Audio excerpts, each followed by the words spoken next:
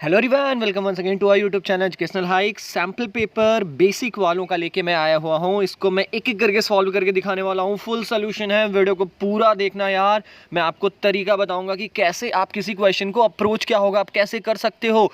आप देखो बेसिक वाले हो यार, तो बेसिक से सीखो ना, क्यों आप स्टैंडर्ड में जा रहे हो। बेसिक सीखो, एकदम बेसिकली तरीके से बताऊँगा, एकदम ट्रिक बताऊँगा। पूरा वीडियो को देखना। और स्टैंडर्ड वालों आप परेशान ना हो, आपका भी सैम्पल पेपर जल्द सॉल्व करके ले आने वाला हूँ। तो चलिए वीडियो को स्टार्ट करते हैं। पहला फर्स्ट क्वेश्चन है हमारा कि एचसीएफ ऑफ 168 एंड 126 आपसे पूछा है, तो आपको पता होना चाहिए एचसीएफ कैसे निकालते हो। आप 168 का प्राइम फैक्टराइजेशन करो और फिर 126 का प्राइम फैक्टराइजेशन करो, उनमें जो कॉमन हो। ठीक है, जैसे फॉर एग्जांपल 168 का प्राइम फैक्टराइजेशन करने में 2 आया और 126 में भी 2 आया, तो वहां से कॉमन एक 2 निकलेगा। ठीक है, तो जितनी चीजें कॉमन है वो एक एक करके निकल जाएंगी, फिर मल्टीप्लाई हो जाएंगी और आपका निकल जाएगा एचसीएफ। तो मैंने 168 और 126 का एचसीएफ निकलता है हमारा 42, तो आपको बता दिया मैंने। Question number 2, empirical relationship between the 3 measures of central tendency. ये चीज याद कर लो, रट लो कि इंपेरिकल रिलेशनशिप जो होते हैं 3 मेजर्स ऑफ सेंट्रल टेंडेंसी कौन कौन से होते हैं? मीन, मीडियन और मॉड। तो आपसे पूछा है कि इनमें रिलेशनशिप क्या है, मीन, मीडियन और मॉड में रिलेशनशिप क्या होता है। तो हमारा पहला ऑप्शन है, ये याद करने वाला है। याद कर लो कि 2 mean, 2 mean equal to 3 median minus mode. ये तो आपको याद ही होना चाहिए अगर स्टैटिस्टिक्स से क्वेश्चन कर रहे हो तो। 2 mean equal to 3 median minus mode. आगे चलते हैं थर्ड क्वेश्चन की तरफ। इस फिगर में टीपी और टीक्यू, टीपी और टीक्यू दिख रहा है आपको, ये टीपी है और ये है टीक्यू। ये क्या है? ये टेंजेंट्स हैं इस सर्कल के जिनका सेंटर है O. So that POQ equal to 110 degree, then PTQ equal to, ये दिया गया है 110 डिग्री। और इसी के जस्ट सामने वाला जो टी वाला एंगल है वो पूछा है आपसे। तो आपको अगर ऐसे क्वेश्चन बता दे जहां पर भी टेंजेंट देखो ना, मतलब समझ लो 90 डिग्री पर बनी है हमारा जो टेंजेंट है, तो P 90 डिग्री हो गया और Q 90 डिग्री हो गया। आपको पता है ये P, O, Q और T एक क्वाड्रिलेटरल बना रहे हैं और क्वाड्रिलेटरल के अंदर वाले एंगल का सम 360 डिग्री होता है। 110 बीच में दे दिया है, 90 इधर है, 90 इधर है, बचा कितना? 70 डिग्री ही तो बचा ना। आप प्लस माइनस कर लो, 90 प्लस करो, 110 डिग्री प्लस करो, फिर 90 प्लस करो, आपको उसके बाद जितना भी मिलता है 360 से माइनस कर दो, हमारा आखिरी एंगल 70 डिग्री मिल जाएगा। होप कि आपको समझ में आया होगा। फोर्थ क्वेश्चन पे चलते हैं। 325 can be expressed as a product of its primes. जो 325 को हम इसके प्राइम नंबर के प्रोडक्ट में कैसे एक्सप्रेस कर सकते हैं? प्राइम नंबर क्या होते हैं सुन लो। प्राइम नंबर वो होते हैं जो केवल खुद से डिवाइड हो या 1 से डिवाइड हो। ठीक है, तो हमारा प्राइम नंबर 5, 7, 5, 13 सब प्राइम नंबर है, क्योंकि 5 भी केवल 1 से डिवाइड होगा, 7 भी केवल 1 से डिवाइड होगा, 13 भी केवल 1 से डिवाइड होगा। ठीक है, तो हमें ऐसा प्राइम नंबर ढूंढना है जिसको मल्टीप्लाई करने पे 325 आ जाए। तो क्या करो, ऐसे क्वेश्चन में सबसे आसान है, सबको मल्टीप्लाई करके देख लो, 325 आ रहा है तो करेक्ट आंसर है। जैसे देखो बी वाला हमारा क्या है? 5 स्क्वायर इंटू 13, तो 5 स्क्वायर मतलब 25 और इंटू 13 मतलब 25 इंटू 13, तो हमारा आ जाएगा ना 325। Yes, this will be the correct answer. इसको करने का तरीका एक ही है, केवल मल्टीप्लाई करो, करेक्ट आंसर आता है, आसान से एक नंबर पा जाओगे। आगे चलते हैं, फिफ्थ क्वेश्चन पर चलते हैं हम कि 1 card is drawn from a well सफल डेक ऑफ 52 कार्ड्स। हमारे जो प्लेइंग कार्ड्स होते हैं वो 52 प्लेइंग कार्ड्स होते हैं। अब आपको प्रोबेबिलिटी पता करना है कि अगर उनमें से मैं एक कोई कार्ड निकाल लूं तो ब्लैक का क्वीन आने की कितनी पॉसिबिलिटी है। तो आपके स्क्रीन पर मैं दिखा देता हूं, प्लेइंग कार्ड जानना बहुत ज़रूरी है, आपको पता होना चाहिए। देखो हमारे प्लेइंग कार्ड में टोटल 4 क्वीन, 4 किंग, 4 जैक और 4 एस होते हैं, जिसमें से 2 king, 2 queen, 2 jack, 2 ace black होते हैं और वही 2 हमारे रेड होते हैं। तो जब 2 ब्लैक क्वीन है तो 52/2 ना, मतलब कि 2/52 काटोगे तो 2 और 52 काटोगे तो 1/26 आएगा कि नहीं। तो कितनी प्रोबेबिलिटी हुई हमारी? 1/26 हुई कि नहीं हुई? आपने फिगर भी देख लिया होगा, इसे रट लो, ये प्लेइंग कार्ड से क्वेश्चन आने ही आने हैं 100%। चलो sixth question, the sum of the zeros of the polynomial 2x² minus 8x plus 6। आपको इनके जीरोस, ये जो पॉलिनोमियल दिख रहा है ना 2x² माइनस 8x प्लस 6, इनके जीरोस का जो सम है वो कितना आएगा। जीरोस कैसे निकालते हो, हमें पता है ना कि क्वाड्रिलेटरल का हम ये जो पॉलिनोमियल है उसका हम क्या निकालते हैं, जीरोस कैसे निकालते हैं। जैसे देखो यहाँ पर 2x² माइनस 8x प्लस 6 दिया गया है, ठीक है। तो कैसे करते हो उसको, ये हमारा 6 और 2 मल्टीप्लाई हो जाएगा 12, और 8 को अगर हम डिवाइड करेंगे ऐसा जैसा कि मल्टीप्लाई करने पर 12 आए, तो 6 माइनस 2 आएगा कि नहीं, 6 दूनी 12, ठीक है। तो आप ऐसे जीरोस निकाल लो, जीरोस निकालना बहुत ईजी है। अगर आपने नहीं किया है तो प्लीज़ उसे कर लो, ठीक है। जीरोस अगर आपने निकाल दिया तो 2 जीरो निकलते हैं हर पॉलिनोमियल के। अब उन्हीं दोनों जीरो को आपको प्लस कर दो, मैंने किया, मेरा आंसर 4 आया, तो 4 will be the correct answer. 7 चलते हैं। Which of the following is decimal expansion of an irrational number। देखो जहां पर भी irrational number देखो ना, जान जाओ कि आगे वो कंटिन्यू रहेगा, चलता रहेगा चलता रहेगा चलता रहेगा। जैसे सी वाला ऑप्शन देख लो, डॉट डॉट डॉट आया है कि नहीं। आप अगर इसके पैटर्न को देखोगे ना, एक बार 1 जीरो आया, फिर 1 आया, फिर 2 जीरो आया, फिर 1 आया, फिर 3 जीरो आया, फिर 1 आया, अब अगली बार 4 जीरो, फिर 1, फिर 5 जीरो, फिर 1। ये चलता रहेगा क्योंकि इर्रेशनल नंबर है, ठीक है। तो याद रखना है जहां पर भी इर्रेशनल नंबर वाला आए ना, मतलब डॉट डॉट डॉट वाला ऑप्शन होगा। चलो आगे चलते हैं हम।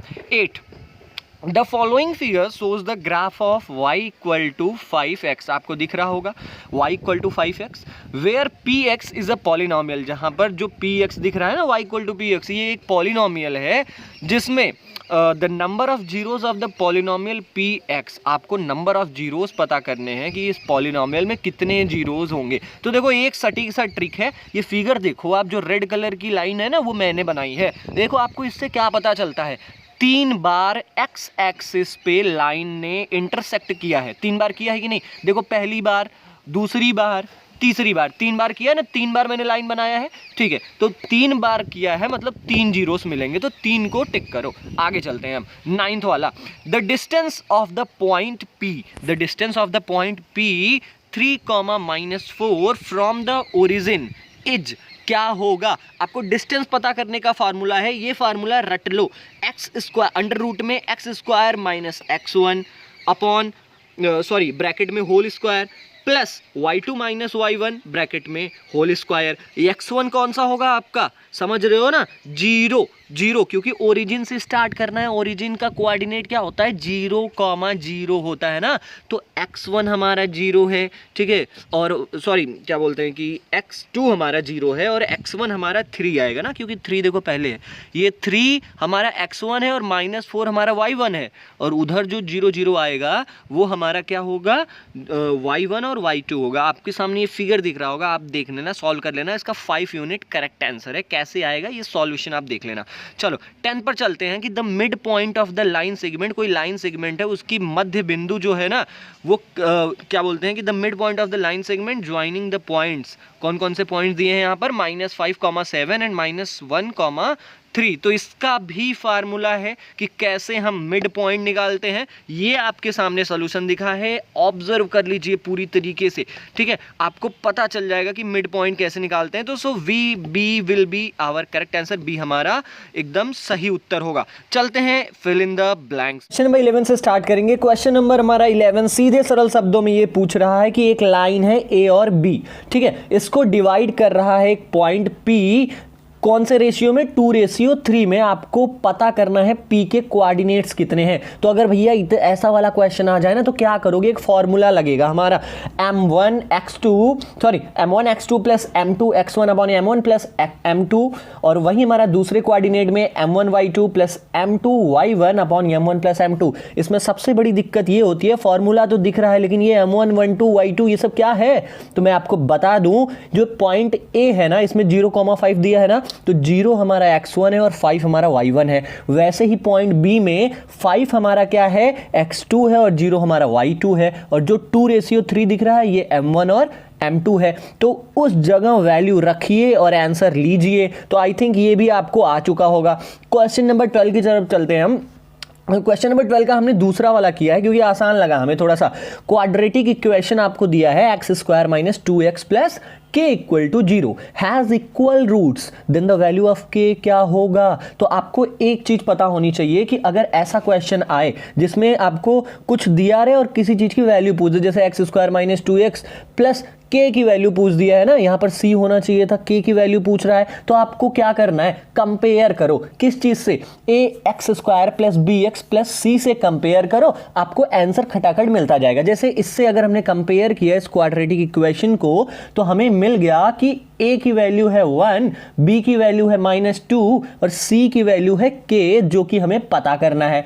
अब जैसा कि हमें पता है इस इक्वेशन में दो इक्वल रूट्स हैं, मतलब d इक्वल टू 0 होगा, ठीक है। तो एक b स्क्वायर माइनस 4ac में हम वैल्यू रखते हैं, आप आंसर निकलेगा जैसे b square minus 4ac equal to 0, ठीक। b स्क्वायर क्या है हमारा, b क्या है हमारी वैल्यू, b की वैल्यू क्या है -2 और -2 का स्क्वायर करेंगे तो हो जाएगा हमारा 4 माइनस 4 ac, a है 1 और c है k, मतलब 4 माइनस 4 k, तो k की वैल्यू क्या आ जाएगी 0। समझ गए ना, आसान है। 13 क्वेश्चन पर चलते हैं। 13 क्वेश्चन हमारा क्या है, the value of sine 60 degree cos 30 degree plus sign 30 degree cos 60 degree is, क्या है ये वैल्यू। आपको बहुत आसान क्वेश्चन है, ये हलवा क्वेश्चन है। टेबल याद होना चाहिए बस, साइन और जो कॉस वाला जो वो पॉइंट टेबल था ना, क्या था हमारा, ये आपके सामने टेबल दिख रहा है, sine cos tan.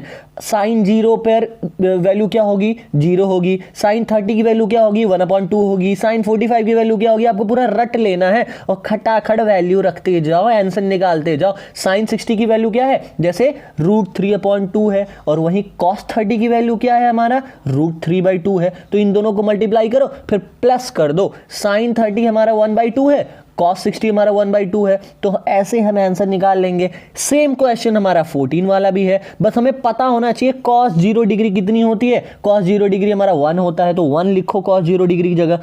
cos 30 degree हमें पता होना चाहिए, √3/2 होता है, तो √3/2 लिखो उसकी जगह। बस लिख के मल्टीप्लाई कर दो, जितना आंसर आता है वही तो वैल्यू होगी ना, वही तो हमारा आंसर होगा। तो इस तरीके से 13 14 क्वेश्चन बहुत आसान था, बस करना क्या है, टेबल लर्न कर लो, साइन कॉस टैन का जो वैल्यू टेबल है याद भी होगा आपको। चलो 15 क्वेश्चन की तरफ चलेंगे कि the side of two similar triangle, याद रखना the side of two similar triangle, triangle similar है और उनके साइड्स रेशियो में है 2:3 में। तो आपको पता करना है कि उनके जो एरिया होंगे उन ट्रायंगल्स के वो कितने रेशियो में होंगे। तो एक फॉर्मूला है हमारा, फॉर्मूला क्या है, जो अगर हमारे दो ट्रायंगल सिमिलर हो जाते हैं ना, तो एक फार्मूला लगता है एरिया ऑफ ट्रायंगल 1 जो होता है और एरिया ऑफ ट्रायंगल 2, मतलब area of triangle 1 upon area of triangle 2 equal to side of triangle 1 का square upon side of triangle 2 का स्क्वायर। मतलब एरिया ऑफ ट्रायंगल 1 पता करने के लिए बस हमें क्या करना है, 2 का स्क्वायर कर देना है, और एरिया ऑफ ट्रायंगल 2 पता करने के लिए हमें 3 का स्क्वायर कर देना है। तो पता चल जाएगा कौन से रेशियो में है, तो ratio of area equal to ratio of squares of corresponding sides. याद रखना ये। अब वीडियो बहुत ज़्यादा लंबा ना हो, इसलिए 16 से लेके जितने भी क्वेश्चन बचे हुए हैं उनके मैं आंसर्स प्रोवाइड कर दे रहा हूँ। डिस्क्रिप्शन लिंक में जाइए, चेक करिए और बेसिक खत्म करिए। मिलते हैं अपने अगले वीडियो में, तब तक के लिए।